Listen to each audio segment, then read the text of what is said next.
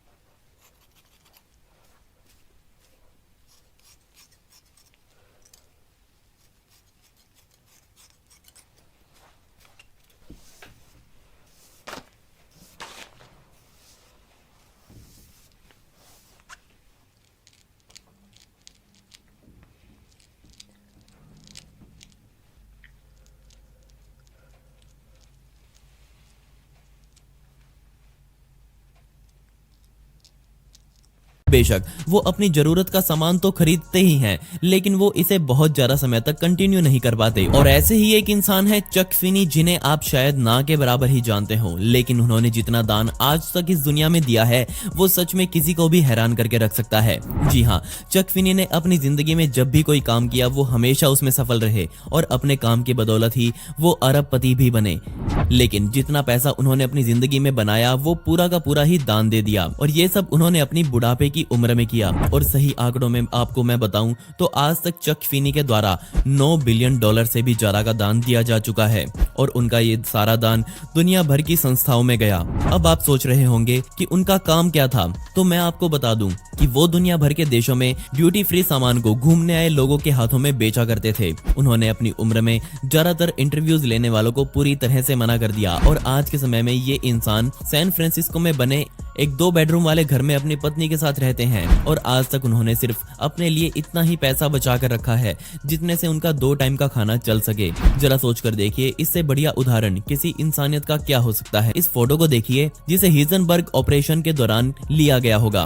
मैं यहाँ उन हिजनबर्ग की बात नहीं कर रहा जिन्हें आप फिजिक्स की किताबों में पढ़ते आए हैं, बल्कि ये भी अमेरिका के एक बहुत बड़े बिजनेसमैन थे। तो शायद ये फोटो उन्हीं की हो सकती है, या फिर ये किसी ऐसे इंसान की भी हो सकती है जिसे पैसा सही से खर्च नहीं करना आता, क्योंकि $5 लाख की गाड़ी एक कबाड़ के घर के बराबर में खड़ी है। इस घर की तो खिड़कियां तक टूट चुकी हैं और ये कभी भी गिर सकता है, और मैं उम्मीद करता हूं कि अब इस घर का मालिक इसमें नहीं रहता होगा। तो आप मुझे बताइए कि इस फोटो में आखिर क्या चल रहा होगा। आखिर ऐसे अपनी लग्जरी गाड़ी को यहाँ कौन पार्क करेगा, और पार्क करेगा तो क्या ऐसे ही छोड़कर चला जाएगा। अगर मैं होता तो ऐसा हूँ जिमी कार्टर की, जो कि सबसे अलग थे। वो जॉर्जिया के एक छोटे से कस्बे में पले बड़े, और उस समय लगभग वहाँ की 40% की आबादी गरीबी रेखा से भी नीचे थी। वहाँ से उन्होंने शुरुआत करी। उनका राष्ट्रपति शासनकाल भी बहुत बढ़िया रहा, और उसे पूरा करने के बाद वो अपने घर वापिस आ गए। और यहाँ से दिखता है कि कैसे एक इतने ऊंचे पद वाला इंसान भी वापिस से एक आम इंसान बन सकता है। उन्होंने कभी भी अपने पद का इस्तेमाल करके बड़ा घर या फिर बड़ा बिजनेस नहीं बनाया।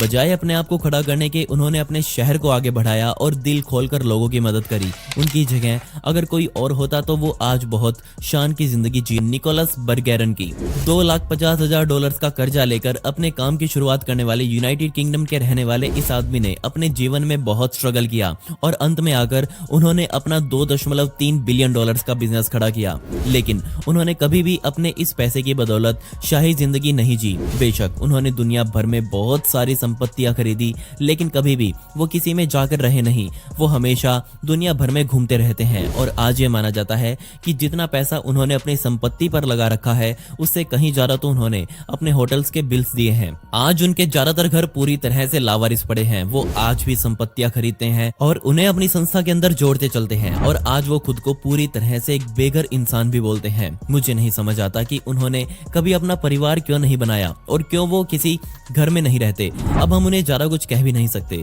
सारा उनका पैसा है, वो चाहे जैसे मर्जी इस्तेमाल करे की संपत्ति हो और वो सब आपके हाथ से चली जाए। बेशक ऐसा दुनिया में बहुत से लोगों के साथ हुआ है, लेकिन उनके साथ थोड़ा अलग था। उन्हें डाइवोर्स के बाद अपने पति से अच्छा खासा पैसा मिला था, लेकिन उस पैसे को बनाए रखने के लिए उन्हें बहुत से नए नए बिजनेस शुरू करने पड़े। लेकिन उनकी किस्मत इतनी खराब थी कि वो जिस भी बिजनेस में अपना हाथ आजमाती वो बुरी तरह से फेल हो जाता। धीरे धीरे कर उनकी सारी संपत्तियां ऐसे ही कामों में डूबती चली गई। इराक में जन्मी पैट्रिशिया 16 साल की उम्र में इंग्लैंड शिफ्ट हो गई, क्योंकि उसके माता पिता का सारा काम वहीं था। 60 के दशक में उन्हें जॉन क्लोगे मिले, जो कि उस समय मेट्रो मीडिया कंपनी के चेयरमैन थे, लेकिन उन्होंने वो कंपनी एक दूसरे बिजनेसमैन को बेच डाली और वही कंपनी आज हमारे सामने फॉक्स टीवी नेटवर्क के रूप में खड़ी हुई है। जब जॉन के साथ पैट्रिशिया का तलाक हुआ तब भी वो दुनिया के सबसे अमीर लोगों में गिनी जाती थी। डाइवोर्स के बाद उन्हें अपने पति से $1 बिलियन मिले, जो कि उस समय तक पूरी दुनिया का सबसे महंगा तलाक माना जाता था। और इन पैसों से उन्होंने सन 1999 में वर्जीनिया में 45 कमरों की एक हवेली बनवाई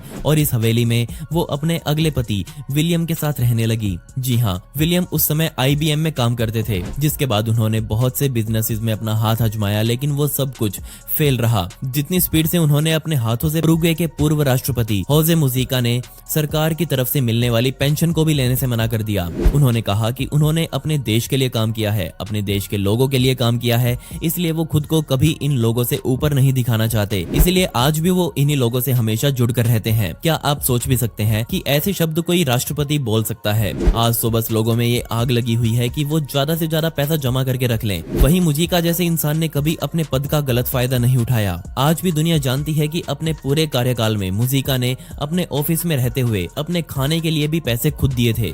सन 2020 में उन्होंने अपने पद से इस्तीफा दे दिया और इस इस्तीफे का कारण था उनका बहुत ज्यादा ईमानदार होना, क्योंकि बहुत से लोगों को उनका ये व्यवहार पसंद नहीं आ रहा था। लेकिन चाहे कुछ भी हुआ हो, आज भी मुजिका को अपने इस काम के बदले सबसे ईमानदार पर सबसे गरीब राष्ट्रपति माना जाता है। जी हाँ, फ्रांसिस कनोली और उनके पति पैट्रिक मोरा में बने एक किराए के घर पर रहा करते थे और तब आया सन 2019 का नया साल वाला दिन, जब इन्हें पता लगा कि इन्होंने 115 मिलियन यूरोज की लॉटरी जीती है। जी हाँ, ये इस दुनिया की सबसे महंगी लॉटरीज में भी गिनी जाती है।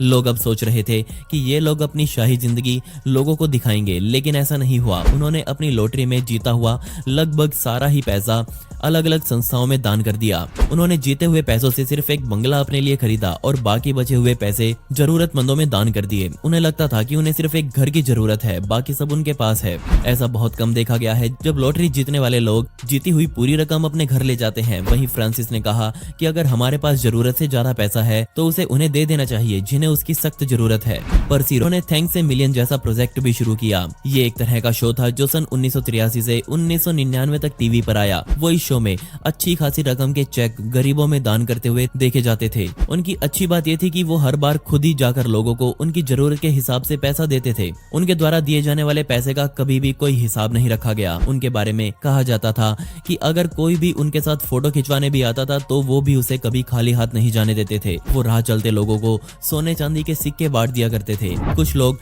उनसे पत्र लिखकर मदद मांगते थे तो वो हर पत्र का जवाब भी देते थे। वो दुनिया से प्यार करते थे बजाय पैसे के। उनका मानना था कि एक ना एक दिन उनका ये व्यवहार दुनिया को अपने